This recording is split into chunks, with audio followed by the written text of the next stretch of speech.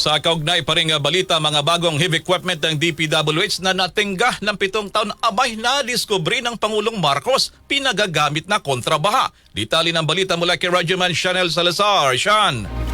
RMN Live Report! Nadiskubre ni Pangulong Ferdinand Marcos Jr. na 7 taon nang nakatenga sa bodega ng Department of Public Works and Highways ang mga bagong heavy equipment nito na binili pa noong 2018 sa tulong ng World Bank. Ayon kay Pangulong Marcos, hindi ginamit ang mga makina dahil nakalaan umano ito para sa The Big One o malakas na lindol na matagal nang pinaghahandaan ng bansa. Pero para sa Pangulo, hindi na dapat hintayin pa ang malakas na lindol dahil sapat na ang paulit-ulit at malawakang pagbaha para ituring bilang Big One. Dahil dito, iniutos ni Pangulong Marcos na ilabas at gamitin na ang mga kagamitan para sa dredging at clearing operation sa mga ilog, estero at daluyan ng tubig sa buong bansa.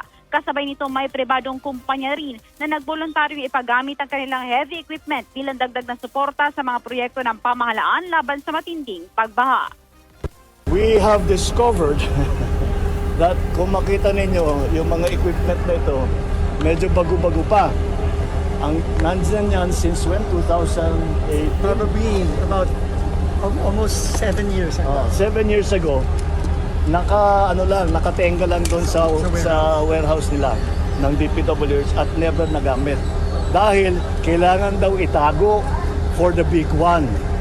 Pero ito na yata yung big one when it comes to flooding. Ano pang inaantay natin? Kaya ilabas na natin lahat, gagamitin natin lahat yan. Plus, merong augmentation from, again, the private sector at marami naman sa mga equipment. And of course, with the approval and the cooperation of our LGUs.